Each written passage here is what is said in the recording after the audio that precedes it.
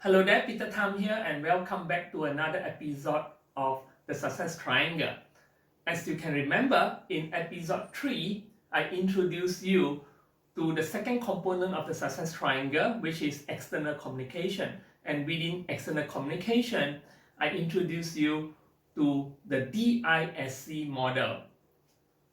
The 4 personality types of people: the dominant, the influencer, the supporter, and the compliance. And I also introduced to you how you can identify which personality types they are by just understanding or observing their characteristics, whether they are active or passive, whether they are people-orientated or they are task-orientated.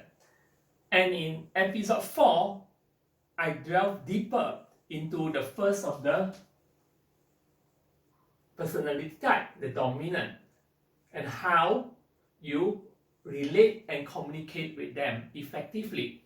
So today, in episode 5, I will delve deeper into the other 3 personality types, the I, the S, and the C, and how you can relate to each of them effectively. So, are you ready to start? If you are ready to start, let's get started, and I see you in the inside. So the second personality type is the I. The I stands for influencer, and it measures how a person acts to influence or persuade others. With the I, they are very, very verbal and persuasive. They like to talk, and they love socializing. So do not take away social time and working time or party time or fun time with them. Always include that in your communication with them. They are very verbal and they are very persuasive. They are very good negotiator and they are very optimistic. Yeah. So, what is another name for the I?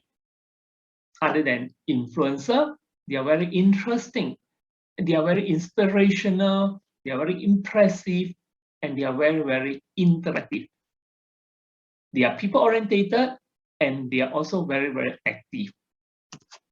So with the I, because interactive, they are people-orientated, they like to talk, they like to network, they like fun time and party, and which means they are also quite emotional in a positive way. They are very people-orientated, and their greatest fear is rejection. Greatest fear is rejection. They want to be included. They want to be a life of party. If they are left alone, they're isolated. That is their greatest fear.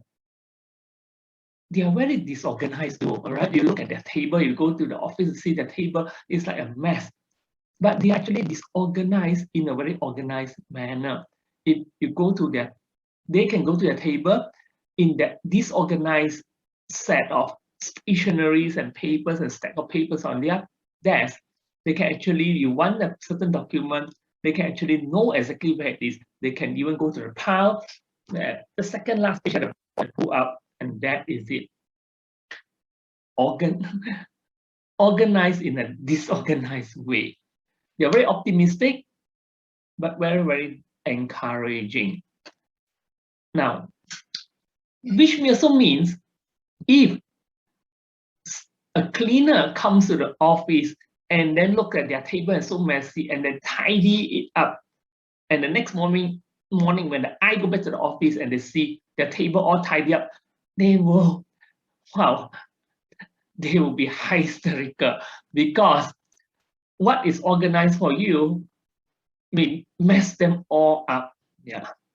So, okay, that's a bit about the funny part. They are very organized in a disorganized way. So with the I, you will want to build a very favorable environment.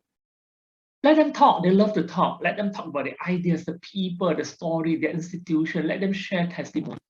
Allow for social time. Well, you can write details in your report and your communication, but do not dwell on them.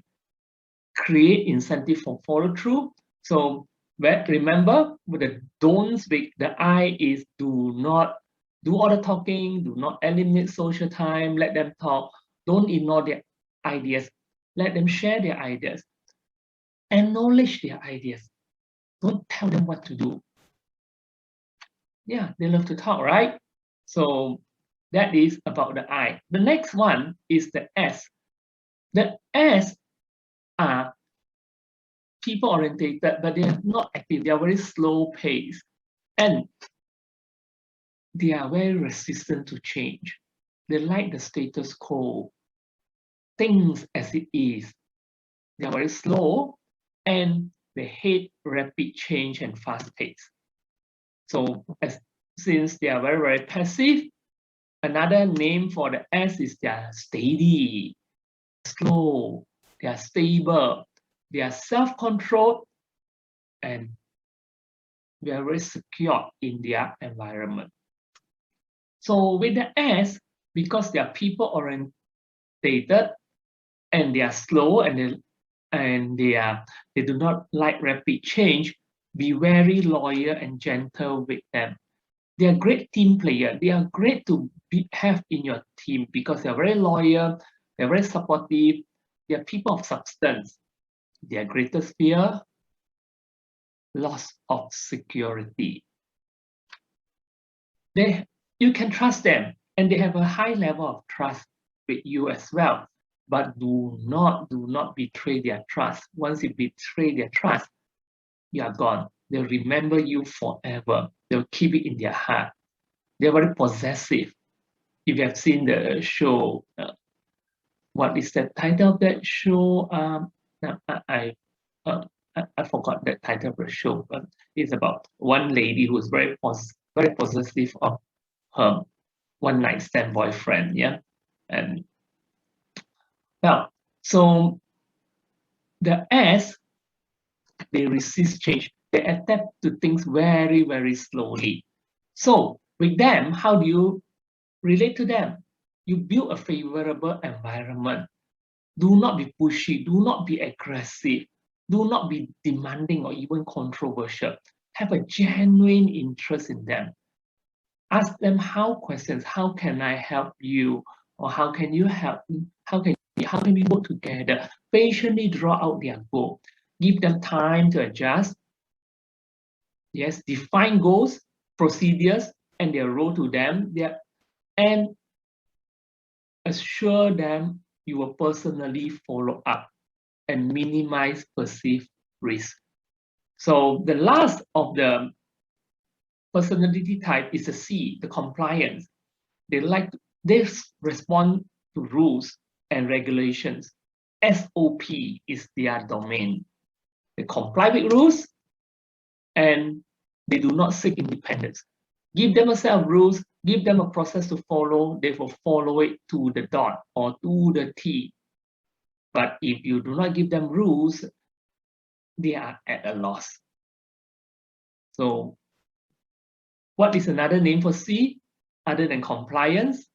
They are competent, they are careful, conscientious, they are cautious, they are critical, and they can be very calculating as well. C are perfectionists. They are very sensitive and their greatest fear, criticism. Don't criticize them because they are perfectionists. They want to be perfect and they need many explanations. They need supporting documents. They need the facts. They ask many questions. And with the C, when you meet with them and present your case, prepare your case in advance. Talk about the pros and cons. Use accurate data. Don't refuse to explain details. Don't just gloss over your idea. They want details. Don't be vague with them. Yeah, casual or vague. Precise. No surprises. Use precise explanation to the dot.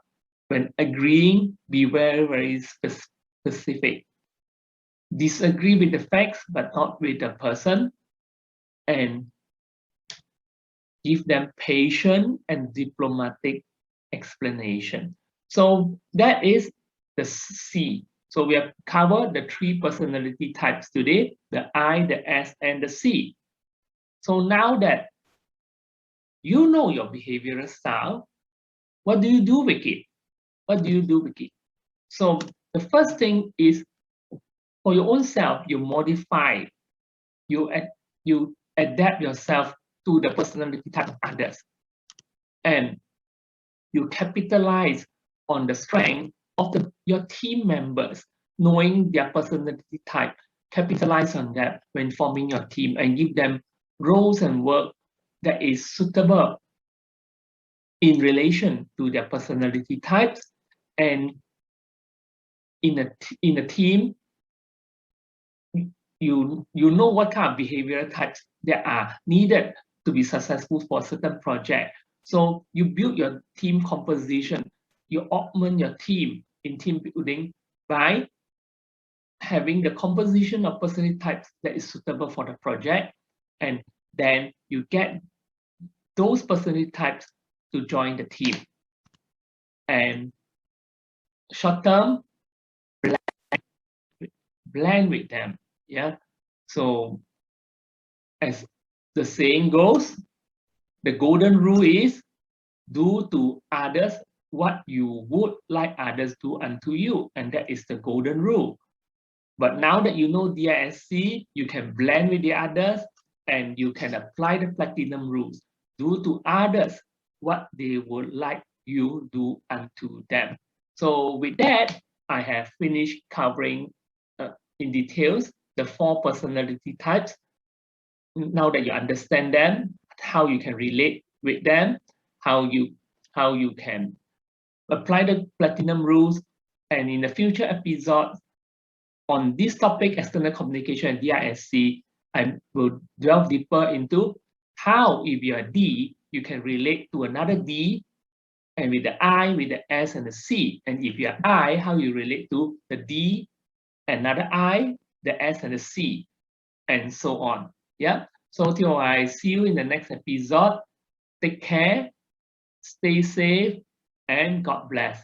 Bye.